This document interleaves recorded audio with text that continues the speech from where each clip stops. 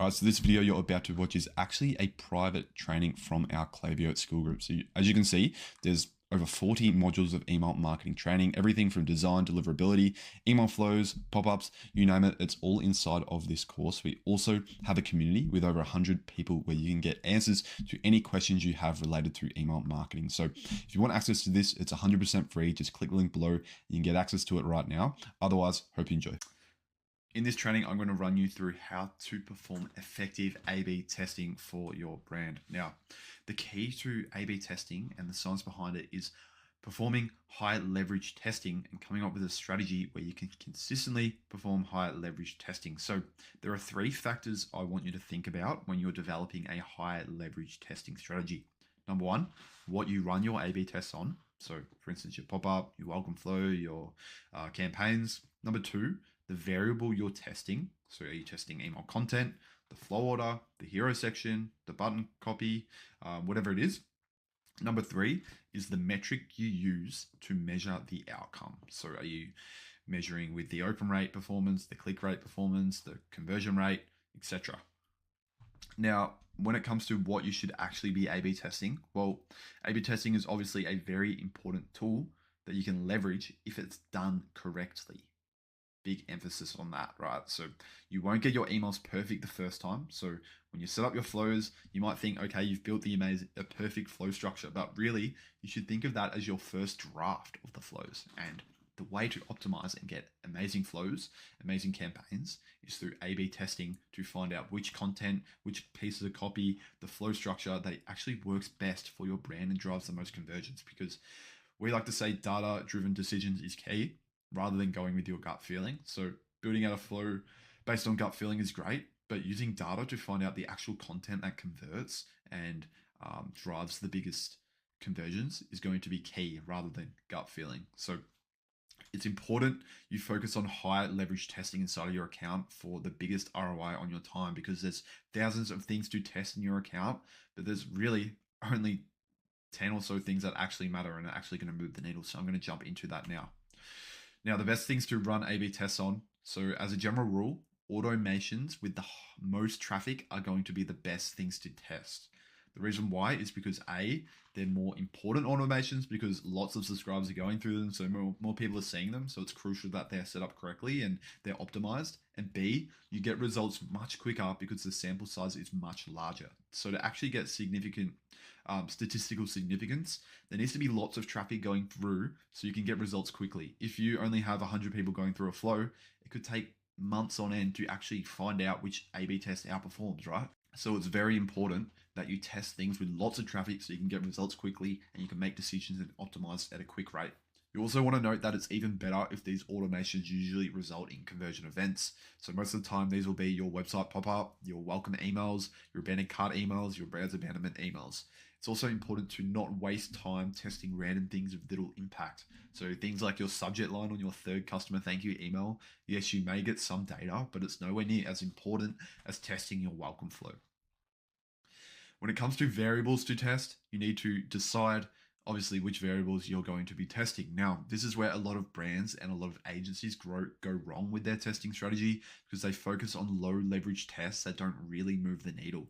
For instance, they might perform a subject line and get, a 2% higher open rate and go, oh, wow, we got a 2% higher open rate. But, that subject line could completely change the frame that someone reads an email, meaning no better result in conversions, could be clickbaity. Yeah, these are small games that don't really tell us about the audience, and really they're just a waste of time at the end of the day. Because what's a 2% higher open rate on a subject line difference going to really do in the long term? Where instead you should be focusing on high leverage variables that actually impact results.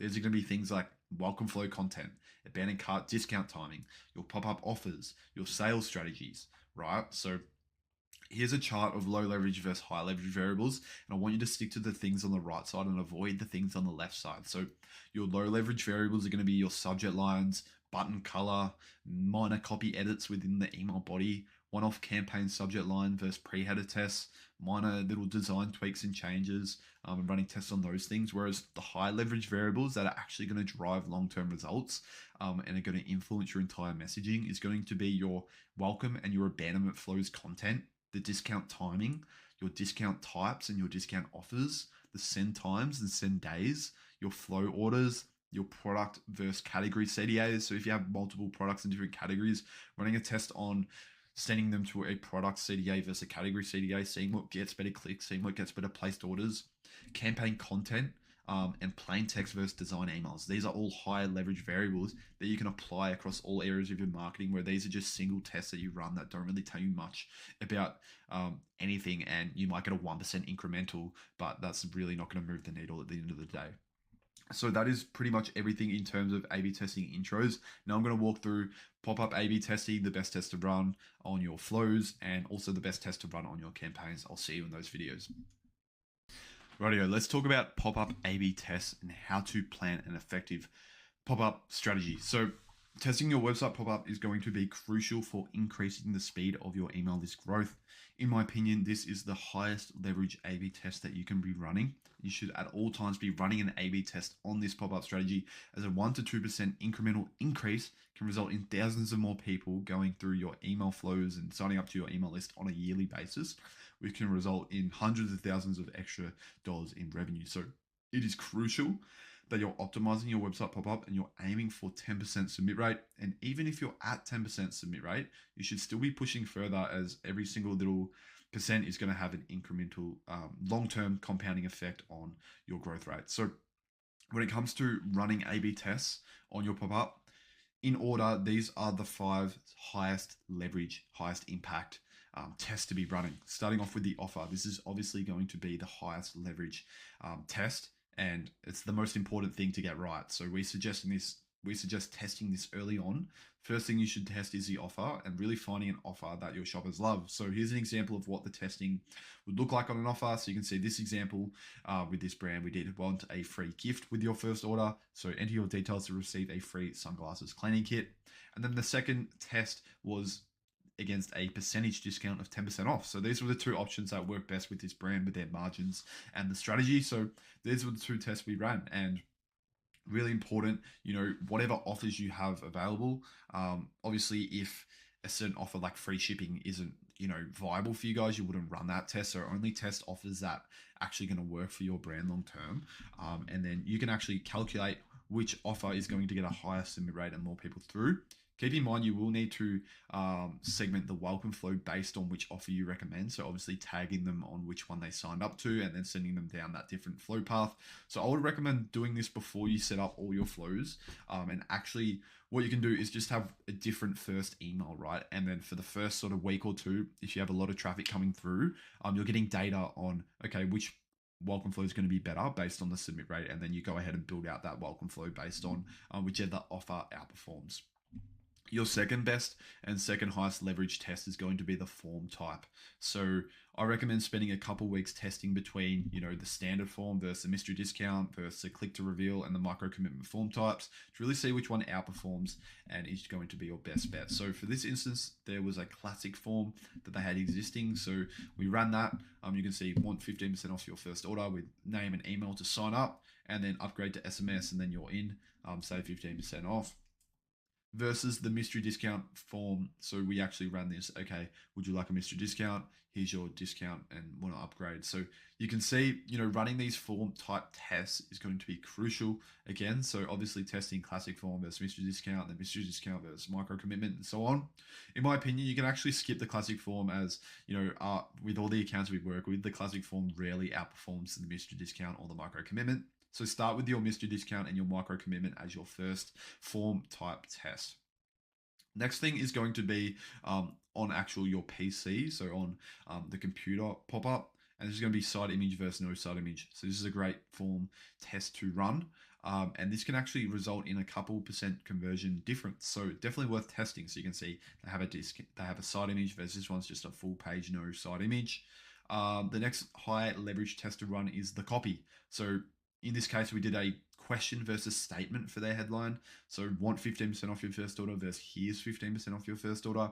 The frame that people receive the pop-up can actually alter the discount or the submit rate. So I would recommend sticking to headline tests. Probably doing sub-headline tests isn't really going to have a high impact. So stick to headline tests. Running those is going to give you some interesting results.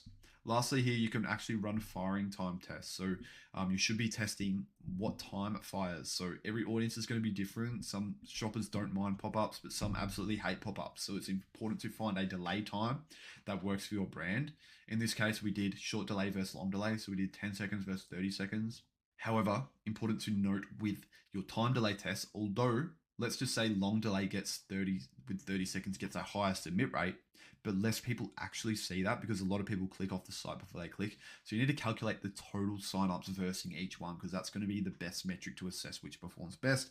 Because long delay might get a high submit rate, but less people actually view it.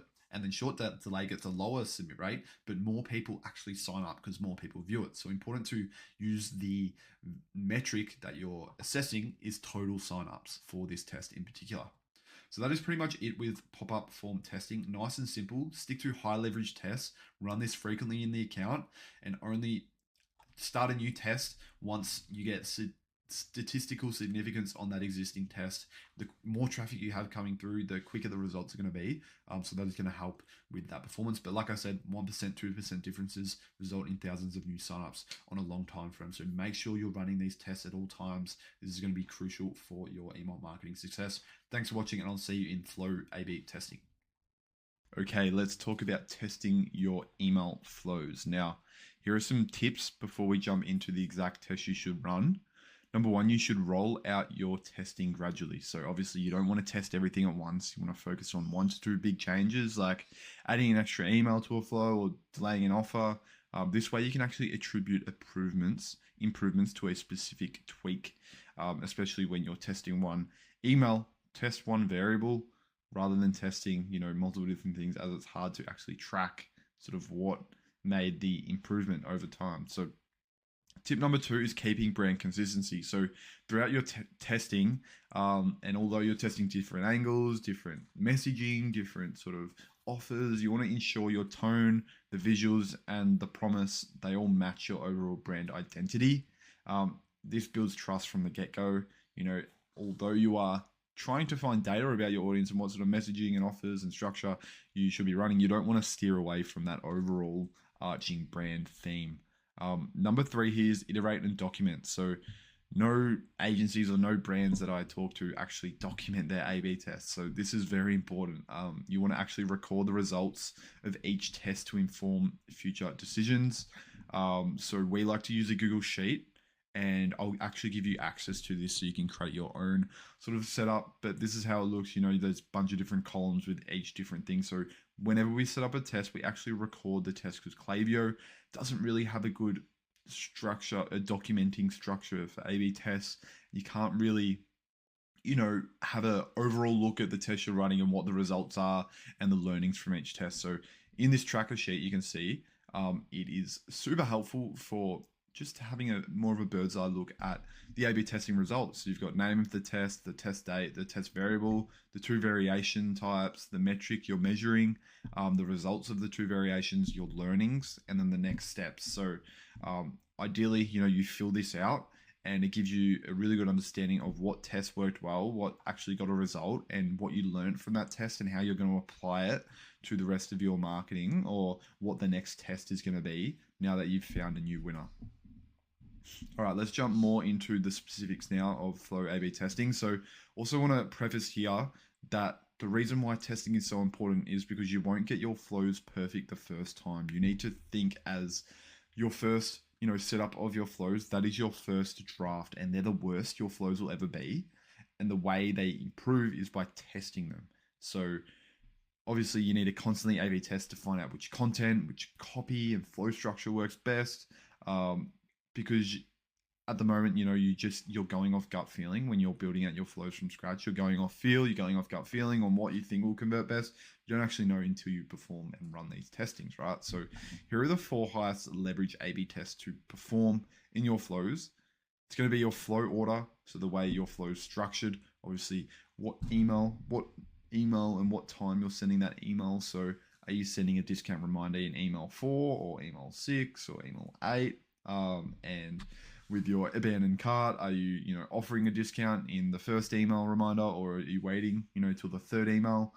These are all tests to be running, and that is why flow order is like a really important sort of high leverage A/B test, because a little change in the order someone receives an email and the timing is going to result in a big difference, right? So number 2 is email content. So this is, we're testing, featuring reviews in the emails versus featuring products, or featuring products versus featuring category call to actions. All, again, very important tests to be running. Time delays as well. So are you waiting, 30 minutes to send an abandoned cart reminder, or are you waiting 15 minutes or an hour? What one converts best? That is all important information, and another test to be running. And then plain text versus design, right? So are your audience converting at plain text emails? Do they like the more personal touch, or are they more, design orientated and like to see the products? So they're the 4 sort of overall high leverage tests to perform. Now let's talk about what exact emails and what flows you should be testing for the highest impact, because obviously you don't want to be testing all and every single flow, because some flows don't get much traffic. So you want to test the emails and the flows with the highest amount of traffic. So this is going to be your welcome emails, specifically number 1 and 2, your browse abandonment email number 1, and your abandoned cart checkout email number 1. They're the highest sort of 4 emails you should be testing. But obviously those flows as well are going to be high impact. So obviously email content, you can see an example here. We're testing, reviews versus product descriptions, seeing what outperforms. You can also test, like I said, singular products versus entire categories. And the way you sort of track results is whichever click and placed order rate is higher, that'll help you know what content subscribers need to see to convert. Sometimes these won't be aligned, and the click rate will be higher on one email, but the placed order rate will be higher on the other. In that case, you're obviously taking the placed order rate, as that is a primary metric and a good indication on results, whereas a click and an open rate, they're more secondary metrics. Next one. So when it comes to time delays, so obviously testing 1 day to 2 day splits is great. You can even test 3 to 4 day splits and see how that performs. In this case, we performed an A/B test on the browse abandonment, and we said, okay, we're going to wait 2 hours to send the reminder, and we're going to wait 45 minutes, and then we're going to track the results there. So that is an important test to run. Usually the 45 will outperform, but sometimes, you might get more unsubscribes and more sort of less sort of positive engagement and response because you're a bit too aggressive. So maybe waiting 2 hours is better, but it's important you run that test, and that's how we set it up. So you go conditional split, part of a random 50% sample, and then split them down 2 parts, and then that flow obviously links up for the remainder. When it comes to plain text versus design, you can test this on, your last chance emails. You can also test this on your brand story email. These are some examples. So like a last chance of the welcome code versus a design version of it. Running those tests, definitely you're going to get some interesting results. You're going to really fine tune the best sort of content to send for which email. Now let's dive deeper into the welcome flow specifically, and I'm going to give you a bunch of tests to be running on your welcome flow. And so now there's no real excuse to not be testing your welcome flow. I'm going to give you 5 different categories to focus on and a bunch of tests within these categories to run. And you're really going to have a really good starting base on things to be testing. So first, let's test number of emails and your flow order. So some examples of this would be altering the time delay between emails. So maybe a 1 day versus 2 day split between, receiving each second email. The way you would do that is obviously you set up 2 alternate welcome flows and test side by side. Next, you test discount expiring emails, right? So we find this to be one of the best tests to run. So most brands have the discount expiring email saying, hey, last chance, 24 hours left to use your discount at the last email of the flow. I recommend putting and running a test and putting it at the 4th email and seeing how that performs.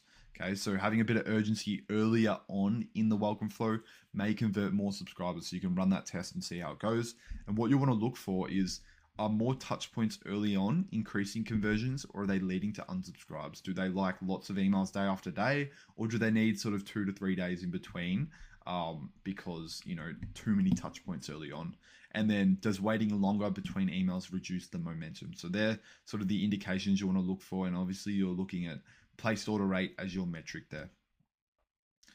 Next is content focus and the narrative of your content. So again, this is a test, an area of testing that I don't see enough. There's a lot of logic testing, subject line testing, which is a waste of time, but there's not really content focus and narrative testing going on in the emails. So for example, in your welcome flow, obviously you can test angles and see, okay, what sort of content do our subscribers need to see in this welcome flow? So an example test would be a why choose us email versus an educational email. So this one would be talking about the brand and why the brand's so great, and this one's more educating the subscribers on the industry, right? And maybe their level of awareness about the industry isn't so high, so you're educating them on why the product is so important and the benefits they'll get out of it. So obviously, if you watch our welcome flow training and module, we have all sort of the main welcome flow topics. So here we're just testing topics against each other. Number 2 here is testing pain points. So whatever your 2 common pain points are, you're testing those against each other in an email. So you're just having an email designed the same way, structured the same way. It's just the copy is tweaked based on 2 different pain points.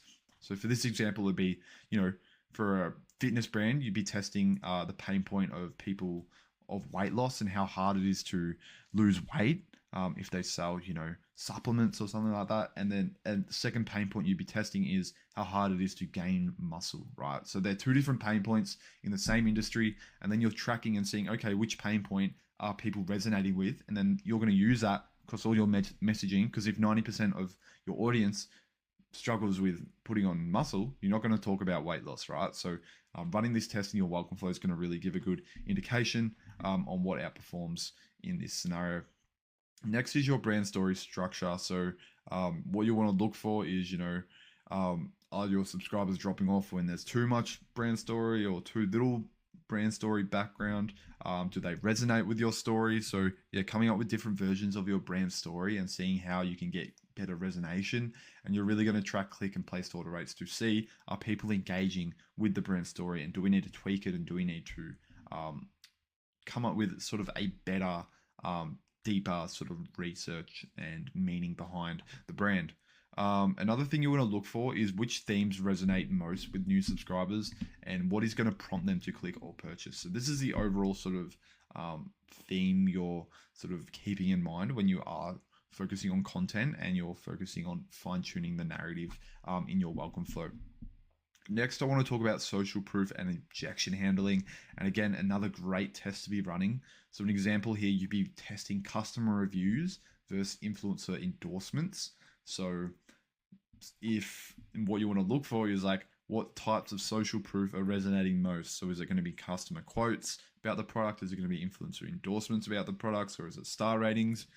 This is going to help really narrow down what sort of social proof is the best for your brand and what your customers actually trust the most, right? So do they care about influencer endorsements, or are they not really, do they not really care about that? They just rather, individual customers with lots of, in-depth reviews. So testing an email highlighting those 2 different sort of options is a great test to be running. And then you kind of realize, okay, well, this influencer in particular is getting really good results. If you have multiple influencers, you can test them against each other as well, and finding out, okay, which influencer gets the most traction, which one are they resonating with the most.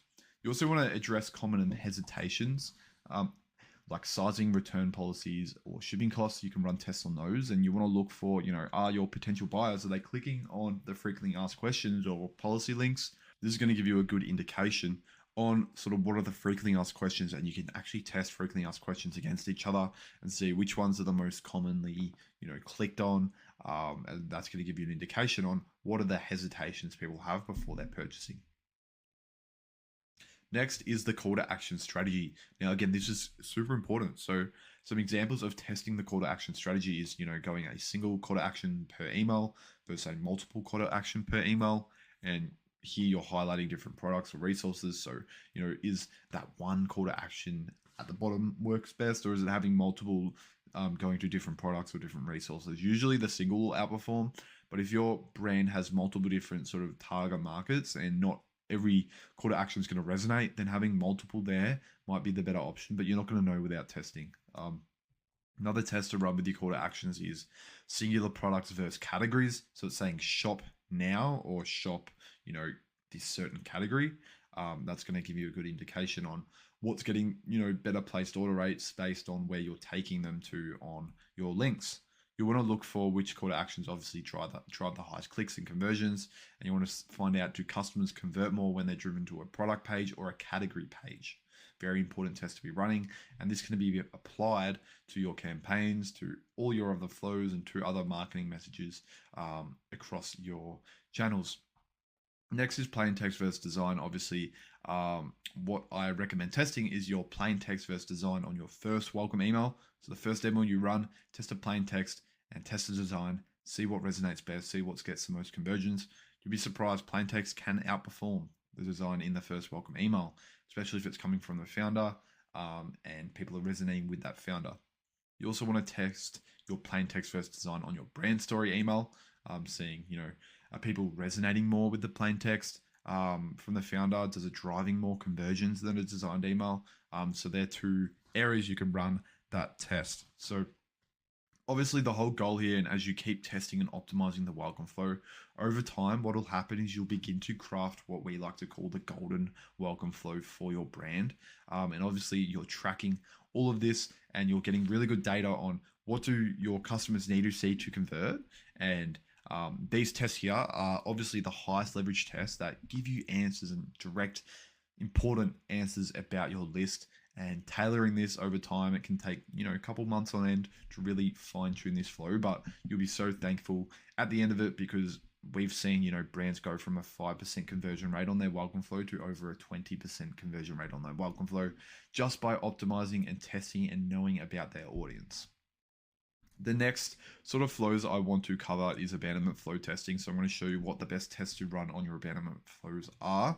First is obviously your flow timing and sequence. So here you want to test the delay between cart abandonment and the first email. So obviously, are you waiting, is it an immediate reminder? Is it a 1 hour reminder, 2 hours or 24 hours?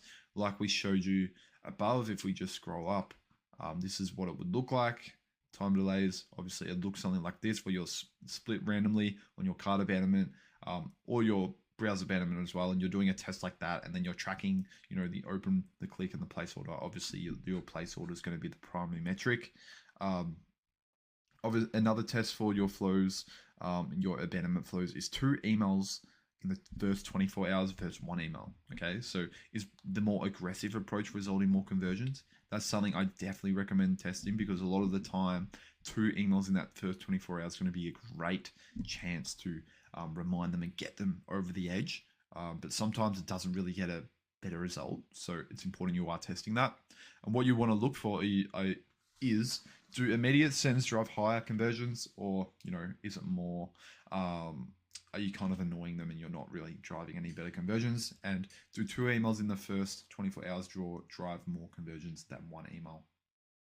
Next is testing your discount offer versus no discount. So what I want you to do is send the first abandonment email with no discount, and then focus on social proof or urgency, and then introduce a small discount or free shipping only in the second or third email, and run this test. And you'll find out is, okay, do you actually need a discount to convert, or does a gentle reminder work just as well? And then also, how does offering a coupon in the first email versus the second or third email impact your profitability? So obviously this is on a deeper level, and you're looking at profitability, not just conversion rate, because obviously profitability is the goal for most brands out there. They want to, scale profitably, not just, scale the revenue without profit. So obviously you want to test this and see, okay, what's better in terms of our profitability? Should we be introducing the discount later on, or should we introduce it right away because it gets more conversions? What we recommend as like a universal sort of thing is always, have 1 email or 2 emails without the discount. The reason why is because sometimes people only just need to be reminded to convert, and then if they haven't converted yet, then you can introduce it. But running this test is still going to be important to find that out for sure. Social proof versus objective handling again. So this is like reviews versus no reviews in your in your abandonment flows. Customer reviews versus influencer endorsements in your abandonment flows. Addressing, common hesitations in your abandonment flows, like sizing, return policies, or shipping costs. And you want to look and see, okay, is this information actually leading to more conversions, or is this taking away from the abandoned product and it's leading to less conversion. So you want to test lots of content in these flows versus minimal content and just plain reminders and really see, okay, what are these people needing to see to convert? Next is obviously your call to action and your language. So some examples of your call to actions in the abandonment flow you can test is like complete your purchase versus buy now versus come back. And then you can also test like soft call to actions like need more info with a question mark versus more direct CTA urging completion like these ones here. And you want to look for, okay, do direct call to actions outperform gentler ones? Or does inviting a conversation like need help lead to fewer unsubscribes and more conversions? Obviously, unsubscribes aren't really that important. It's more conversions where we are looking at the end of the day. Lastly, here for your abandonment flows is plain text versus design. So on your last chance emails, on your reminder emails, you're going, okay, is plain text a better email and converts better, or is it having a more designed heavy product focused design work better in your abandonment flows? So hopefully that makes sense. Hopefully you get a good understanding on how to test your abandonment flows. This is applied to your site abandonment, your browser abandonment, your abandoned cart, and your branded checkout. Obviously they're the 4 most important flows other than your welcome flow, just because they lead to conversion events and you get the most amount of traffic through these flows. Now I want to talk about how to measure success. So now you've set up the test, you know what to test, how are we going to actually track results? And there's a few ways we want to track results here. We can track it by conversion rate of the specific email. So that's email recipients divided by the conversions. And you're saying, okay, did email A or email B drive more conversions? Number 2, the conversion rate of the entire flow. So if you're split testing, 2 different flow paths and 2 different time delays, you're going, okay, one of these flows are going to have a 2-day time delay between each emails. The other one's going to have 1-day time delay. You're tracking the conversion rate of the entire flow. So that's who's gone through the flow, the recipients, and you divide that by conversions. And then you can compare that side by side and say, okay, this flow worked better than this flow. The next one here is click-through rate as well. So obviously this is a secondary metric. But it's still important to sort of assess. So saying, are people engaging with your content, your offer enough to click through to your site, especially if you have links, you're changing your links as well. So if you're changing, links to frequently asked questions or to specific review pages or the call to action sort of language, finding out which links people are clicking through to is going to give you an indication on what they're interested in that stage of the funnel. So that is pretty much everything when it comes to flow A/B testing. Hopefully this gives you a really good understanding on what to actually go out and test now. If you want help with flow A/B testing, just send me a message. You can make a post in the school group and I can give you some recommendations on what to be testing. And if you have, 2 different emails, you can send them through. I'll say, okay, yeah, that's a good test to run, or no, it's a waste of time. So hopefully this makes sense. Again, the most important thing here is tracking and iterating and documenting your results. So you actually have a good sort of hub of A/B test data, which you can refer to and you can keep fine tuning. And the end goal here is to create the perfect welcome flow, the perfect abandonment flows, but it does take time and it does take testing. So hopefully this was valuable and I'll see you in the next video. Okay, we're moving on to campaign A/B tests. Now, testing email campaigns is a great way to answer important questions about your email list. Now, obviously campaigns are one-time sends, right? So you need to be very careful on the type of test you run, because a lot of the time, if you run a certain test inside of a campaign, you want to make sure you can actually apply it to your flows and to your other campaigns and your other messaging, rather than just a one-off sort of like subject line A/B test on a campaign that you can't actually apply to anything else. It's just, like I say, a waste of time. So you want to answer questions about your list. Questions like, okay, well, do our subscribers open our emails more in the morning or the evening? Do they prefer design or plain text? So the main sort of campaign test to perform are going to be send times, are going to be email content, going to be sale offers. So let's just quickly run through these. It's going to be very, very simple because we are limited with what we can run with campaign tests, because you want to make sure, obviously, you can apply it to other areas of your email marketing. So send times is obviously going to be super, super important. So this will give us data on which is the best send time to send to our subscribers. And the metric we want to track here is the open rate. So you want to test big send time discrepancies first, like, okay, sending out at 10 a.m. versus 4 p.m. and then narrowing down once we have a set of winners. Like I showed you with that A/B testing tracker, here is very important. You are tracking what send times getting the best open rates, and then you narrow down. You also want to do this on days as well. So okay, send it on Monday at 10 a.m. Send it on a Tuesday at 10 a.m. What's getting the better traction in terms of open rate and engagement across all levels as well. So you can see this is how you would run it. You go test send time, you go send at 8 a.m. versus send at 4 p.m. and then you get that data. And the reason why I love sending campaign or performing campaign testing is because you get data instantly. With flows, it can take a couple days, even weeks to get results, especially if you don't have enough traffic. But with campaigns, you can send an email out to your list, even if you only have 10,000 people, but you get data on 10,000 people right away, and you get results which you can apply to your flows, you can apply to future campaigns. So really, really useful. Next is your email content. So testing email content, you want to test, design heavy versus plain text. You want to test pain points against each other, like I talked about in the flow testing. You're testing two different pain points. So is a main pain point for subscribers for, let's say, a health supplement brand, is it going to be losing weight? Is that sort of their main goal? So the pain point is, being overweight, or is the pain point being too skinny and struggling to put on muscle? Testing those two topics against each other is going to give you data on, obviously, what sort of messaging is going to convert the best with your subscribers and helps you understand your subscribers the best. So obviously, we like to test emails against each other rather than just testing, small little subject lines or a little bit of copy tweaking.